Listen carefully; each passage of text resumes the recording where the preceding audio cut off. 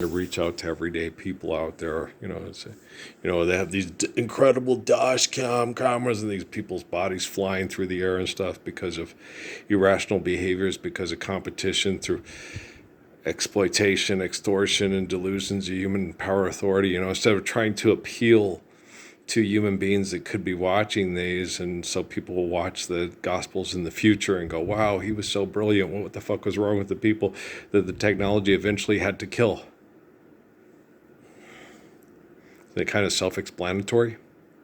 These are genocidal operations because of bad brain activity. And what's caused the bad brain activity? We're not living the Lord's Prayer. There you go. Right. And so, just cut out the middleman and go straight for the jugular. There you go. Okay, you as a human being, why don't you change? He wasn't talking to everyday regular people. He was talking to the wealthy. He was talking to the people that Judy was trying to reach. You fucking psychotic macaroons. If I was crazy, would I be able to tell you I was crazy? Just go back into the toilet paper line. And so, you can't convince Vladimir Putin he's insane. Okay, he doesn't think he's insane. He thinks he's a fucking genius. You can't convince XI. You can't convince Stephen Hawking. I had talks with the guy in Sierra Vista when they introduced me to him, and you can try to convince him how wrong he is and how insane he is, and he thinks, no, you're wrong, and I'll prove it to you, and I'll help everybody make you do stupid things.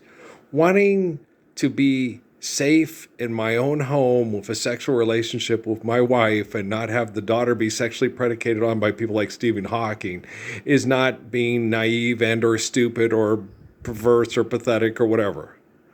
I don't like Stephen Hawking. I never will. Okay. The conversations I had with him, Al's not a telekinetic like I am. Al's the line of William Wallace and Rob Roy. That's not a man who's been turned into a god because he's the standard of faithful, good shepherd human behaviors. I am. Okay. And it's real irritating, okay? Solomon didn't get turned into a god. Neither did Muhammad, okay? Because of the help of Jesus in prayer, right? The line of Adam, Moses, David, Jesus, John is Earl. Okay. So I'm the God, like I explained to everybody with John the Baptist, John, his cousin. They ain't going to turn a black guy. They're going to turn the guy who looks like a Roman into a God. Oh, shit, I don't want to hear that. You don't want to hear it, but that's what's going to happen. Fuck. What's the matter, you? Why you looking so sad? It's not so bad. It's a nicer place. Shut up in your face. The Sistine Chapel. You thought that Michelangelo painted the Sistine Chapel for the people that came there for worship and not the mass murderers that came there to play games with people's souls. He told that to the fucking Pope. You're nothing but a fucking sellout. I'm not doing this for you. I'm doing this for the people of Italy, for the people of Rome. I'm doing it for the poor people that come to church and look up for inspiration and pray to to God for help. I'm not doing this to inspire you to do anything worthy of your wretched flesh. You're a fucking asshole. Okay.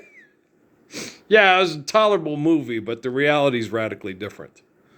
Okay. The Pope hated Michelangelo, and Michelangelo hated the Pope. He didn't paint the Sistine Chapel for the Pope. He painted it for the people.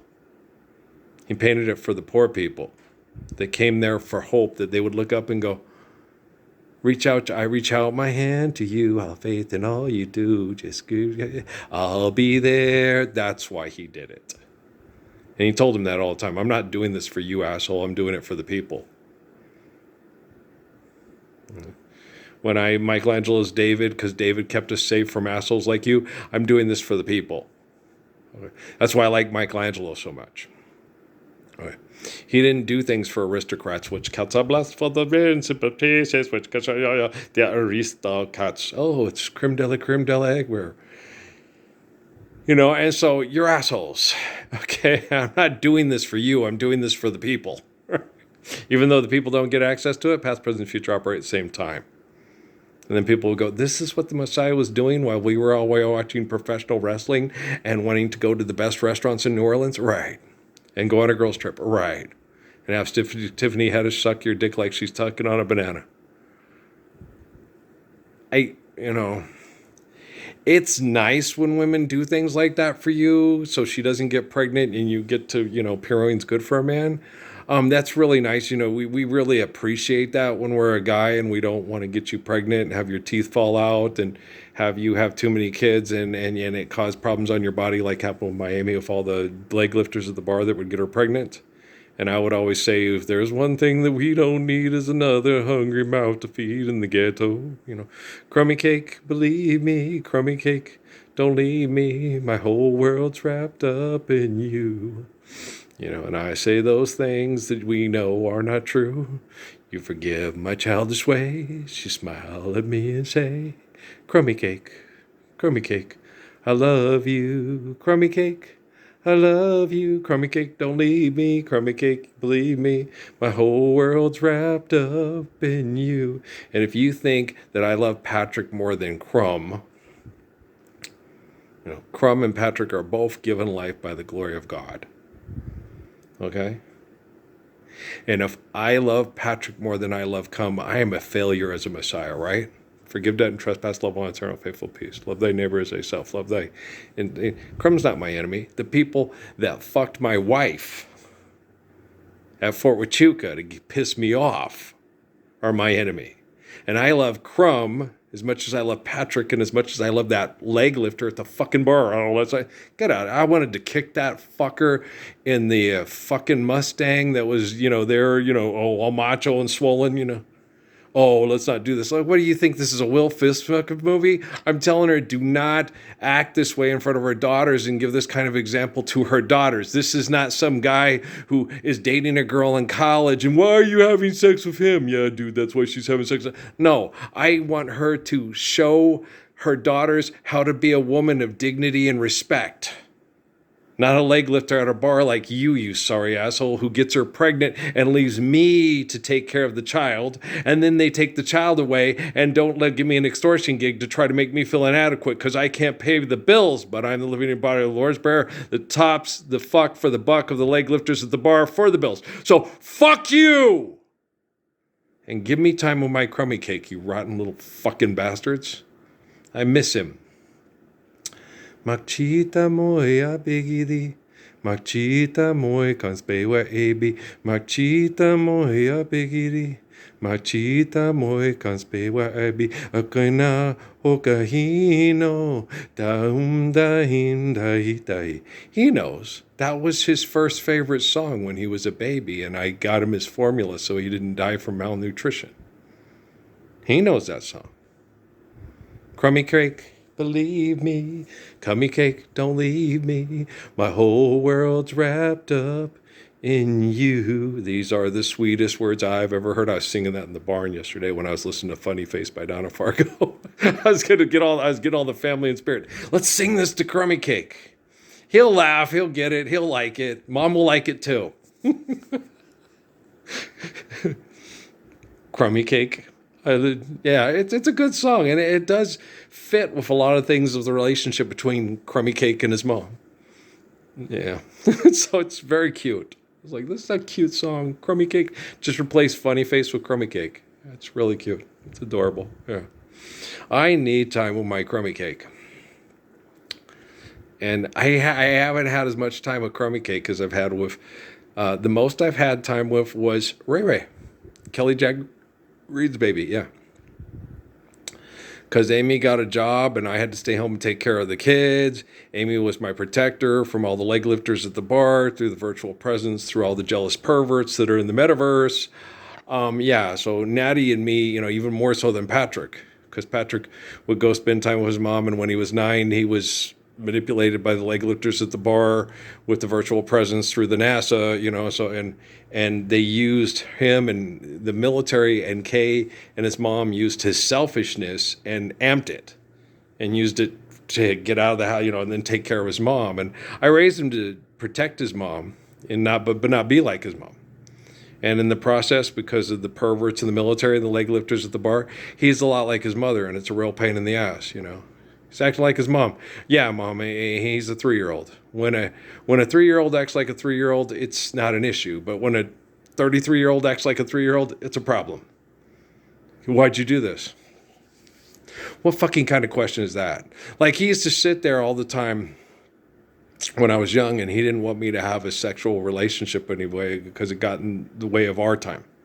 Because every time he went to his mom's, they would put him to bed at 6 and go have sex, and he'd have to hear it through the vent with Char, and he hated it, right? Because Dad doesn't do that to him. Right? Well, I have more class than that. And then Char, she was a total horrible person. She was a bitch. And, and that was hard on him. And he would call me, and then when I would call him at school, and he'd say, Dad, and I'd go, what, when I told you to call me here when I'm here and you're in class at Arizona State University, I wanted you to call me when I'm awake, not when I'm asleep. I said, yeah, and I'm like trying to explain it to a 5-year-old, It's like I couldn't. I was in class, and so I had to tell my professor, is it okay? I need to go call my son. He said, oh, yeah, sure, go ahead. And he was a real sweetheart. But I would call him and Patrick, when I was awake, and I didn't understand the depths of the discomfort that he was going through. Because I'm not Char, and I'm not a supervisor at FedEx that threatens to fire my lover if she moves out. I'm not an asshole. I'm not a president. I'm not a prime minister. I'm not a general. I'm not an admiral. Okay, I don't run White Sands. I'm not a crazy black bitch that runs Max White Sands during the fucking Obama administration. I'm not Ilhan Omar. I'm not Gabe Vasquez. I'm not Deb Haaland. I'm not Tom Bregman, okay? I don't run for public office to feel powerful and have a bunch of pendejos all sitting there folding their arms and looking for the camera. Peg, it will come back to you. It's your favorite foreign movie. Being a man and acting like one and knowing a man and loving one. Peg, you've seen it all. It's your favorite foreign movie. Boom, boom, boom. Yeah. And then you find you're back in Vegas with a handle in your hand. Yeah, but the hangman isn't handed, so they put you in the street. You go back, Jack, you're Steely Dan, right? You're a sex toy. You go back, Jack. They're giving freebies again at the abortion clinic down in Sunland Park there, Vasquez. You and Carl, the county commissioner ex-vet of El Paso, going and getting freebies at the brothels in Juarez? Is that George Jones with 2 prostitutes on his arm? The only thing I have to say, it seems the more things change in the Valley of the Sun, the more they stay the same. Let's have a foot race to see who's the fastest at the Sun Bowl. I guarantee you, if they didn't chemically poison me and I was in good a shape as I could stay in, I'd give that asshole who beat Martinez a run for his money, and I'm almost 60. And B would be, damn, that old man's sexy. I am. I are, you baboons, weasels. Baboons, weasels. Come into my house one more time. David, you're Underhill. Amy, you're Farrah Fowler. Sheldon, you're Cooper. Beverly, you're Hofstetter. Come on. Dennis, you're Kim. In a little cafe just on the other side of the border. Bum, bum, she was giving me looks that make my mouth water. Bum, bum. And I heard the guitar tear, so she belongs to Badman Jose. But when I heard her say, come a little bit closer, you're my kind of man.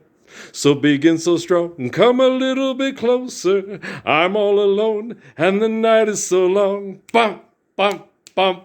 Then the fucking surveillance industry came in and fucked everybody in the head with technology and money. It's a Partridge Family, 22 AD. Yeah, and they were doing things that you wouldn't be able to survive because you destroy the ecosystem like Isaac Asimov's imagination. Not funny. Bum, bum. So I didn't drink nothing there because I don't kill my brain with yak piss. And I kicked Jose's ass and I told her, you're a woman, not a bitch. Yeah, yeah. And she said, come a little bit closer, you're my kind of man. So faithful, so strong, so beautiful, so brave. And I am here getting fucked into the Patty Hearst Black Panther gang, and I'm all alone. Yeah, yeah, yeah. And then what did I say? Krummiee Cake, believe me. Krummiee Cake, don't leave me. My whole world's wrapped up in you. And I don't say those things we know that I don't, that aren't, we know aren't true, right? Mom does that. She's going to get you ice cream if you get a shot or something at the hospital, but then doesn't give you the ice cream. I know your mother. I love your mother. Amy, you can't use your credit. Trust, the most valuable thing you can have with people. And once you lose that, you lose the most precious blessings in your whole life. Tupac 101, Yahweh, right? And so Earl's pissed, and I'm tired of having to play second fiddle to a bunch of assholes, smiling for a bunch of assholes, running around in uniforms, running around in kilts, playing band music, sitting there for 2 fucking hours at position break. It was nice, at my graduation, no one could show up in the Air Force. And I got put on, because Vidari would always make me laugh. And I would take it for the team. So, who's the worst one? Parsons. So they sent me out to a gazebo out there to be a guard. Right, and I was able to stay there the whole time at parade rest, not at attention. But I was standing under a gazebo right next to a water fountain.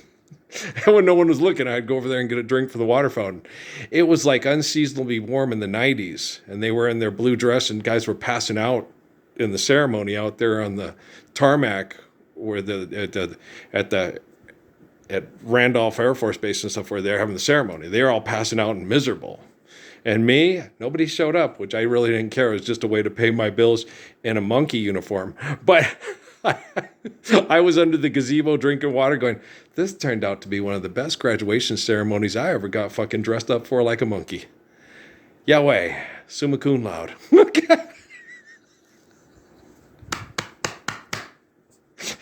Who's your honor grad? Hallelujah.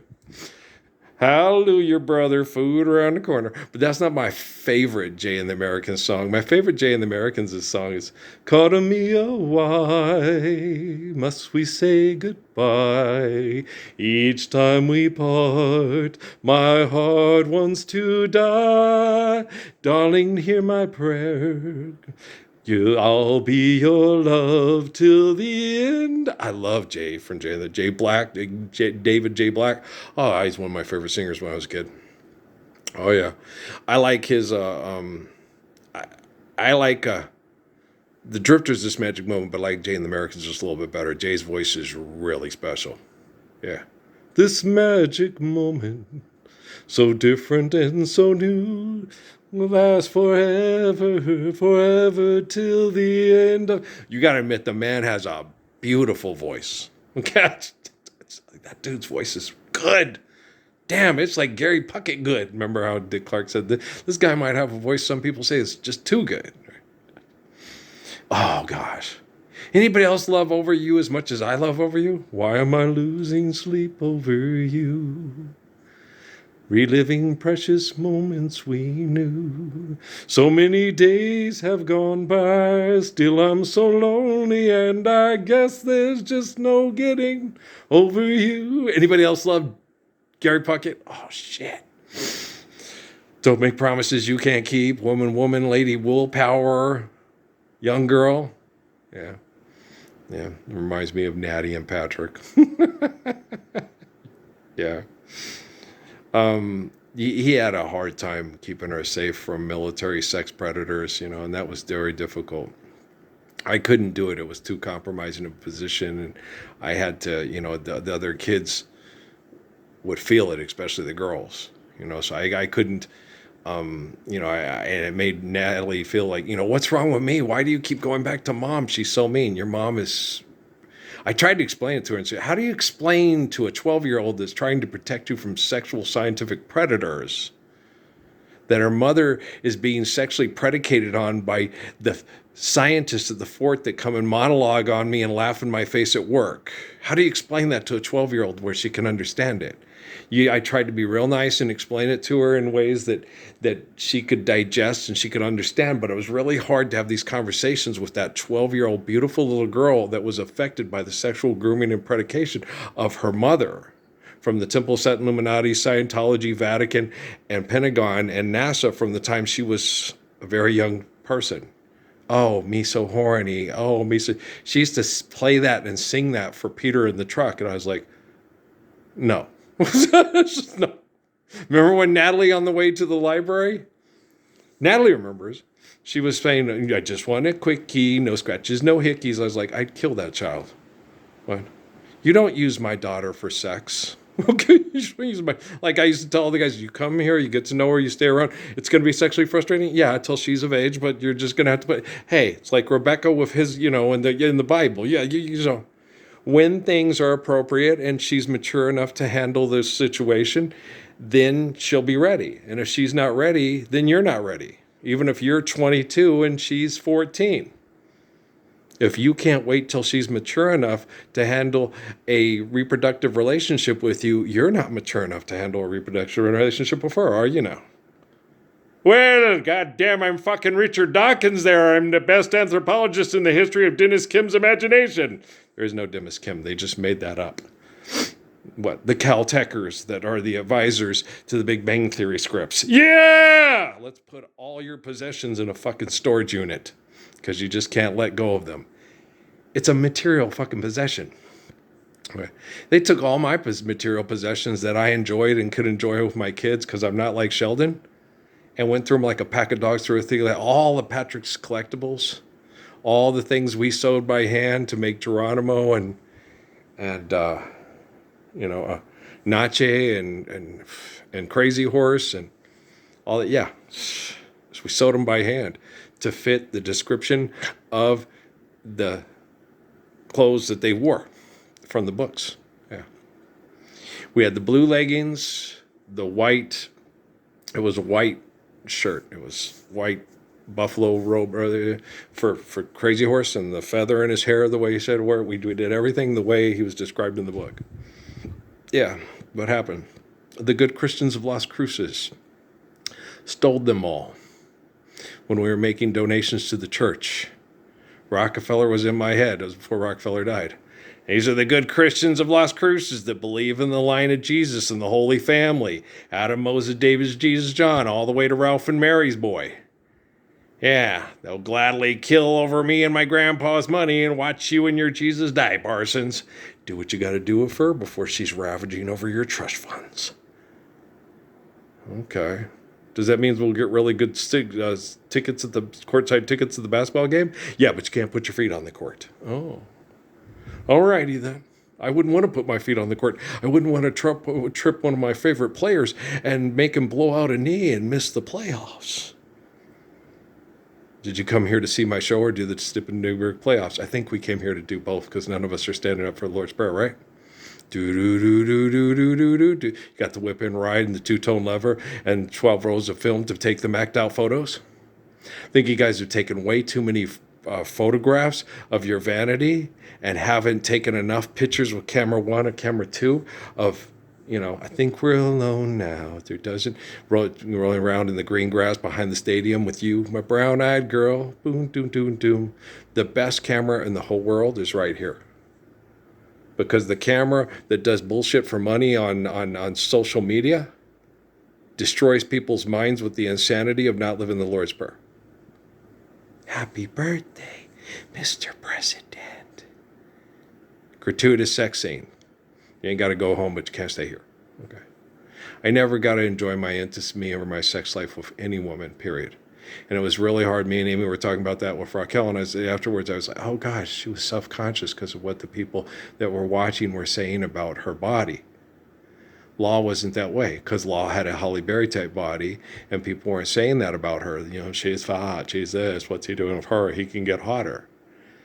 I hate scientists. I hate them. I loathe them. Okay. I don't like them. Okay. Their brains and their egos can't get out of the way of their shallowness, even if they're trying to do a perfect scientific method to figure out if the guy's for real. Okay, forgive debt and trespass, love one, eternal, faithful peace. I can see the little tears in your eyes about to fall. You're wondering if I'm for real. Baby.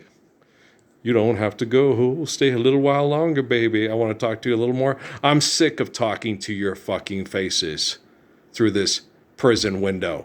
I'm sick of Mark Zuckerberg. I'm sick of his wife. I'm sick of their Chan Zuckerberg fucking foundation. I'm sick of Sheryl Sandberg. I'm sick of all of you. I'm sick of Nobel Prize winners. I'm sick of astrophysicists that are Richard Dawkins winners. I'm sick of listening to you fucking talk. I'm sick of watching your fucking faces. I'm sick of listening to Adam your Mirgans. I'm sick of listening to Goggins. I'm sick of listening to Nova. I'm sick of all of you. Get the fuck out of the domicile. Forgive debt and trespass. Love one eternal faithful peace. And then you can go off and grow your hair real long and ride a tractor and plant organic crops all you want in British Columbia. But don't be business partners of people that show up in my house and lay down on a fucking bearskin rug in a therapist office thinking they're getting redemption from their sins by confessing them through artistic expression over more money to fuck people in the head with technology. I mean, you're so fucked up. You're so stupid. You're so insane. You couldn't pull your head out of your ass if you tried. And every time I pull it out, you shove it right back in. And you know it. We're still in 2017. I can get myself in really good shape in 8 months and get the Brad Pitt V going on from Velma and Louise. And one day you could pull your head out of your ass, but you won't. I hate being prophetic because you're pathetic. Okay. Nostradamus this, Coachstradamus. Okay. Oh, it's funny. Yeah, it is. Anybody want to work at EA Sports and do Temple Set Illuminati hand signs in the face of the Messiah? That was explicitly put in there for me. We're going to kick your ass. You're going to kick my ass. When have I showed you my ass? No, you watch it through a virtual presence through debt and trespass, but I don't sit there. Amy took a picture of my ass when I mooned her in Santa Fe. Yeah. And I was wearing my sleep pants and my flannel sleep pants, and she did something and I mooned her. She took a picture of it. Yeah.